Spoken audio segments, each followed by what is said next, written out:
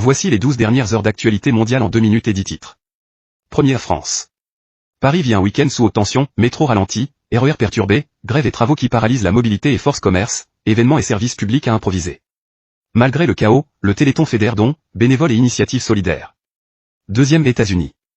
En Floride, des émissaires américains et ukrainiens mènent des discussions discrètes sur l'après-guerre, sécurité, reconstruction, soutien économique.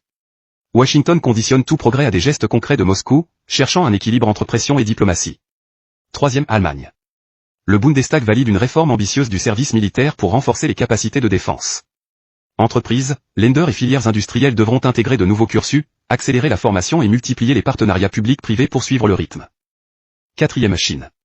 Pékin et Washington renouent un dialogue économique stratégique, chaîne d'approvisionnement plus stable, coopération technologique élargie, investissement facilité.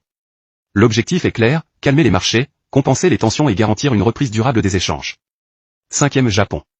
La Banque du Japon prépare une possible hausse des taux dès décembre pour contenir une inflation persistante. Un tournant qui toucherait les emprunts immobiliers, les dépenses des ménages et la compétitivité des exportateurs, tandis que les marchés observent avec nervosité. Sixième Inde. Jaipur lance le festival du patrimoine de Jaigarh, spectacle, artisanat, gastronomie et performances immersives. 2 jours pensés pour dynamiser le tourisme culturel, attirer un public jeune et donner une vitrine nationale aux créateurs et traditions régionales. Septième Australie. Une vague de chaleur extrême frappe plusieurs États, alerte d'urgence, gestion stricte de l'eau, risque pour les réseaux électriques. Ports, festivals et activités extérieures révisent leurs horaires, tandis que les autorités appellent à une vigilance maximale. Huitième Canada. Ottawa dévoile un plan musclé pour soutenir l'acier et le bois, crédit ciblé, modernisation industrielle, requalification des travailleurs.